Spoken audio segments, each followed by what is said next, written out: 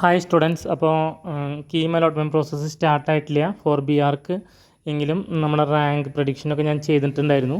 അപ്പോൾ നമുക്ക് കിട്ടുന്ന റാങ്ക് അനുസരിച്ചിട്ട് ഏത് കോളേജിലാണ് സീറ്റ് കിട്ടാൻ സാധ്യത എന്ന് എല്ലാ കുട്ടികളും ചോദിച്ച് തന്നെ വിളിക്കുന്നുണ്ട്.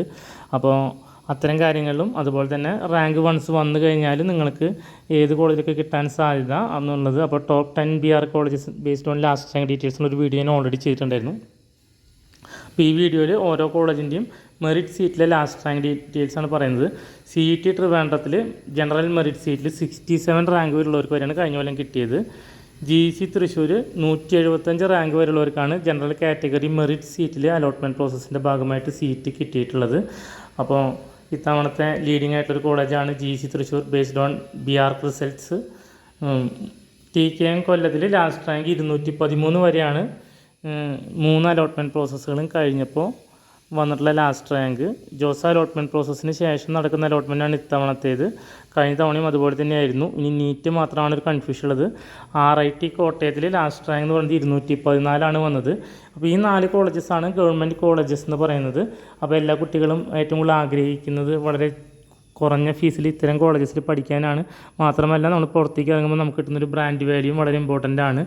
MES കുറ്റിപ്പുറത്തേക്ക് വരുമ്പോൾ കേരളത്തിലെ ഫസ്റ്റ് പ്രൈവറ്റ് ബി ആർ കോളേജാണ്. 450 450 ആണ് ജനറൽ കാറ്റഗറിയിൽ മെറിറ്റ് സീറ്റിൽ കിട്ടുന്ന കുട്ടിക്ക് വന്നിട്ടുള്ള ലാസ്റ്റ് റാങ്ക് എന്ന് പറയുന്നത്. MES കുറ്റിപ്പുറം.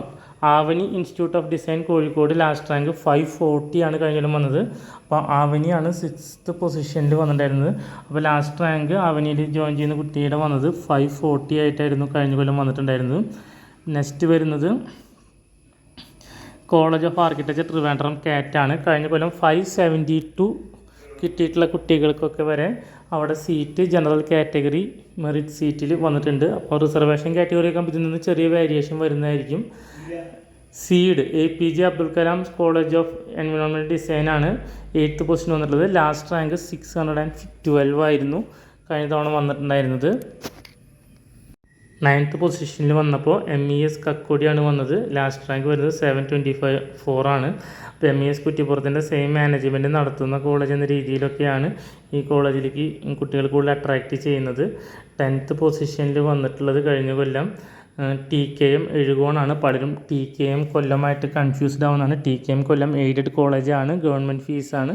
പക്ഷേ TKM എഴുകോണിൽ ആ ഒരു രീതിയിലല്ല ഫീസും മറ്റു കാര്യങ്ങളും വരുന്നത്. അപ്പോൾ നമ്മൾ ഇഗ്നൈറ്റിൻ്റെ ചാനൽ സബ്സ്ക്രൈബ് ചെയ്യുന്ന കുട്ടികളെ സംബന്ധിച്ച് ഇതുമായി ബന്ധപ്പെട്ടുള്ള എല്ലാ അപ്ഡേറ്റ്സും നമുക്ക് തരുന്നതായിരിക്കും.